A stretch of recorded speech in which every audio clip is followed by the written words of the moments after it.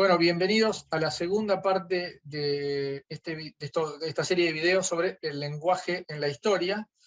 Ya trabajamos algunos términos en griego. A partir de este video vamos a trabajar términos en latín y con alguna sorpresita al final. Tengo más palabras. Vamos a irnos de Grecia, vamos a acercarnos en el tiempo. Ya en el siglo I, así que hemos saltado 500 años desde la charla anterior, aunque haya parecido que fueron solo segundos. Y vamos a trabajar un autor que se llama Catulo, un poeta del siglo I, que escribió dentro de sus poemas hay muchos que son importantes. El Carmen V es uno de los que particularmente se da en las universidades, se trabaja mucho porque es un poema no solo bellísimo, sino que tiene una hechura complejísima, y que bueno, aprovecho y recomiendo ampliamente al que lo tenga a mano, tanto en latín, leerlo en latín, como leerlo en español. Yo tengo esta edición de Coligüe, parece que estoy mandando el chivo, pero no me dieron un mango. En esta edición de Coligüe está muy buena porque, si bien es bilingüe, tiene las notas de la traductora, que fue docente en la Universidad Nacional de La Plata. Y hay una palabra que me gustó mucho, que es vasia, con B larga, vasia. Y que, como nosotros podemos intuir, es la raíz de la palabra beso. Ahora, y se traduce como beso. En el mismo poema está traducido como beso. Pero la traductora plantea algo que es importante, que es la diferencia con osculum. Nosotros también tenemos en la actualidad la palabra ósculo como beso, está muy cercano a la liturgia cristiana, ¿no? El ósculo de la paz y esas cuestiones. Y como tantas cosas, esta palabra beso nosotros la usamos con una cotidianidad abrumadora, pero para Catulo en el siglo I tenía una connotación absolutamente erótica. Claro, uno lee el poema, se da cuenta que el narrador tiene una intención amorosa porque le dice a su amada, quiero darte un beso, o démonos un beso, démonos 100 besos, y después démonos otros 100, y así.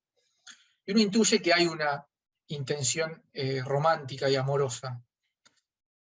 Y lo que se pierde es que en el siglo I, Vasia tenía esa connotación erótica y sexual, y no solo se diluye un poco la intención del autor en esta conjunción, en esta serie de besos que se quiere dar con su amada. El poema dice: nosotros no somos como el sol que va a salir siempre, no nos vamos a morir, entonces aprovechemos el tiempo y besémonos todos, todo lo que se pueda, todo el tiempo. Entonces hay una cuestión de amor y que uno podría interpretar hasta romántica. Se pierde esa connotación sexual y erótica, y además algo que trasciende al texto. Se pierde el carácter irruptivo que tuvo este poema en esa época. Porque sí, narrar eso en un poema era hasta controversial. Entonces, no solo perdemos un poco y me gustó por eso, porque no solo perdemos la significación más pura del término, sino que nos perdemos de una parte del contexto en el que fue escrito y en el que fue presentado. No recuerdo bien, pero casi que es proscripto Catulo como escritor. De manera que entender ese carácter transgresor de este poema nos hace quedarnos un poco con gusto a poco. Entenderlo, yo digo que nos permite acceder a algún placer más refinado. Lo digo en el caso de Catulo porque es una obra literaria, es una obra artística, y que en todo caso ese es su fin último, ¿no? Y la otra palabra también del latín que quisiera traer, y que por ahí tiene que ver con cosas que vamos a hablar en un segundo, es la palabra quistis, que es traducida como una canastilla, o una canasta, una cesta.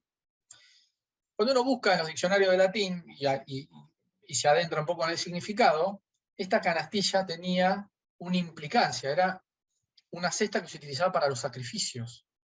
Y si no, era la cesta donde se guardaban objetos de culto. Esa canasta, ese recipiente, tenía una connotación, tiene una connotación, que va mucho más allá que la que puede tener una canasta, que es simplemente un objeto que contiene cosas. Sí, es un mero recipiente, claro. Es un mero recipiente.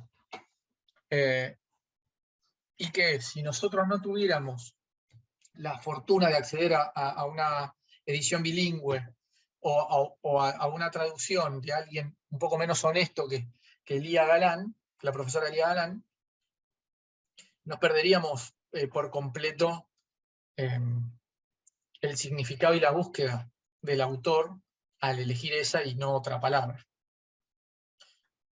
De manera que... dale. Cuando hablamos de esto, del famoso dicho italiano, ¿no? de traductore traditore, justamente aquellos traductores que dicen, esto no me parece juicioso, no me parece objetivo traducirlo por un término u otro, entonces hago una nota al pie, son justamente los que no nos engañan a nosotros, digamos, y no traicionan a la lengua, a la que de alguna manera están tratando de hacer un servicio, acercando estos textos a gente que de otra manera no podría acceder a ellos. Es decir, en cuanto al primer término de Basia y el tema del contexto y cómo se pierde, nos perderíamos justamente esta cuestión de qué tan transgresor es el autor, de que estamos hablando de un autor que pareciera ser, incluso entendiendo la acepción sexual del término, ¿no? Y podríamos decir, bueno, es sencillamente un hedonista, pero cuando uno ve la calidad del poema y la hechura y el manejo de la lengua, entendemos que se trata de un intelectual. Y al entender el contexto en el que él usa este término, entendemos de alguna manera la postura, incluso digamos, política del autor, de poner de manifiesto algo que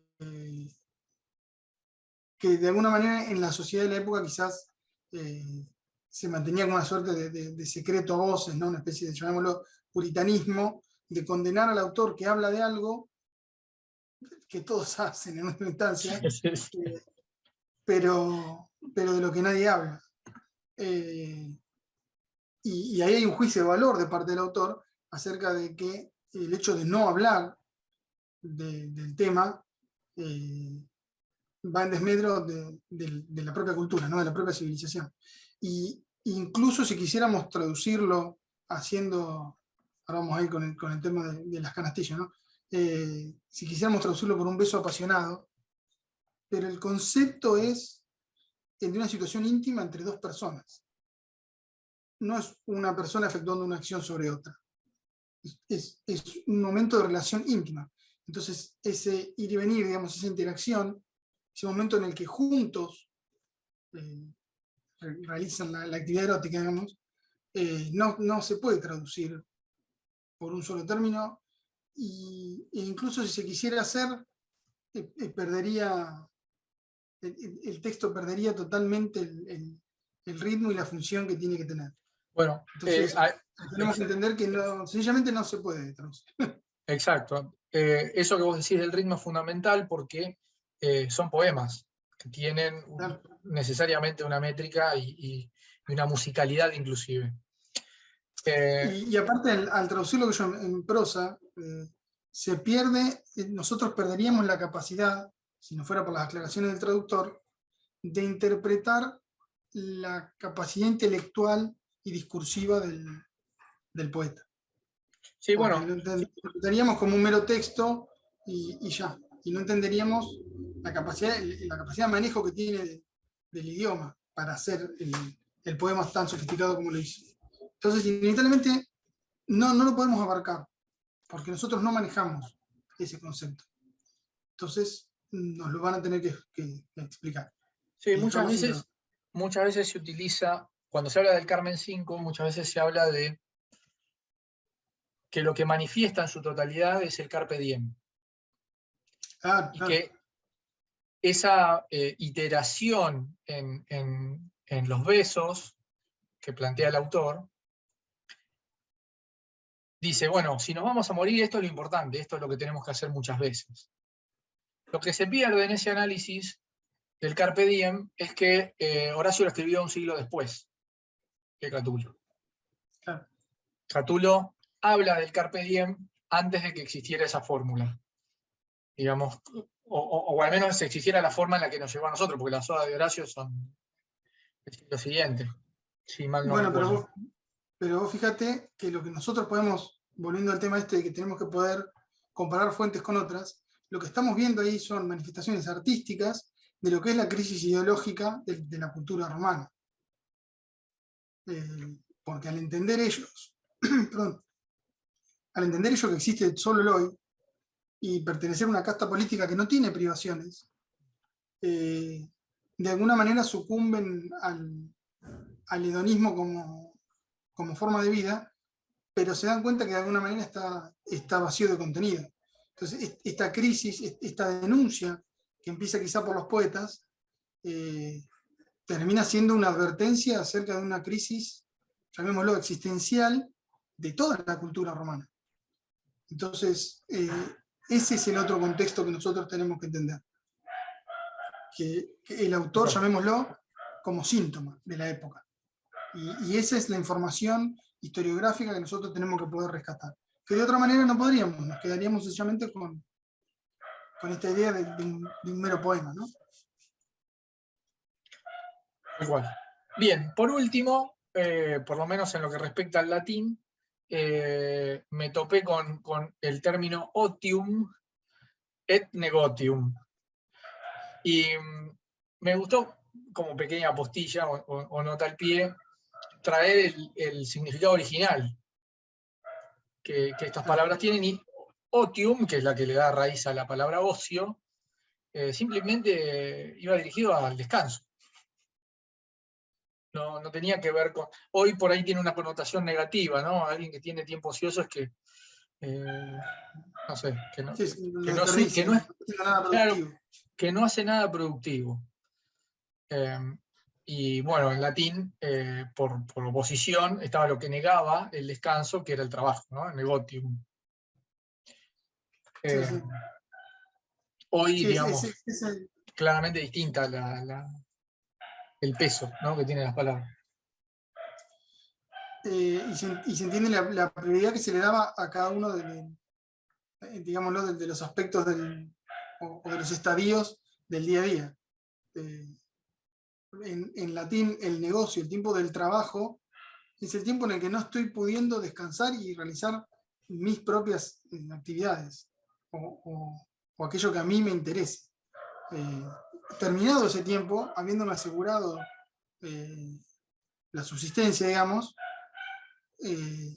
puedo descansar, pero también puedo de alguna manera aprovechar el día. Volviendo de vuelta un poquito al Carpe Diem. Mientras que nosotros ahora lo vemos como al revés, ¿no? El ocio es una especie como de tiempo desperdiciado y lo importante es procurar la subsistencia.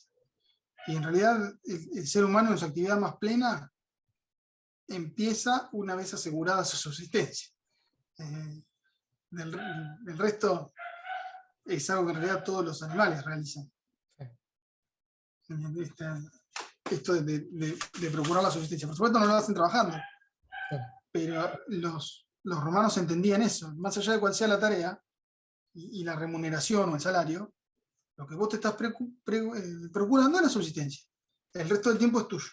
Y nosotros pareciera que tenemos una idea opuesta, ¿no? Incluso el término negocio se utiliza como relativo a las transacciones o a otro tipo de actividades. Sí. No necesariamente la Obtener alguna actividad. ganancia también a través de esa transacción. Claro, sí. Se habla o se hace hincapié en el aspecto del rédito, y no en el aspecto del trabajo, Tal ¿no? cual. Del esfuerzo, sí. Bien. Bueno, nos queda para cerrar el Acadio.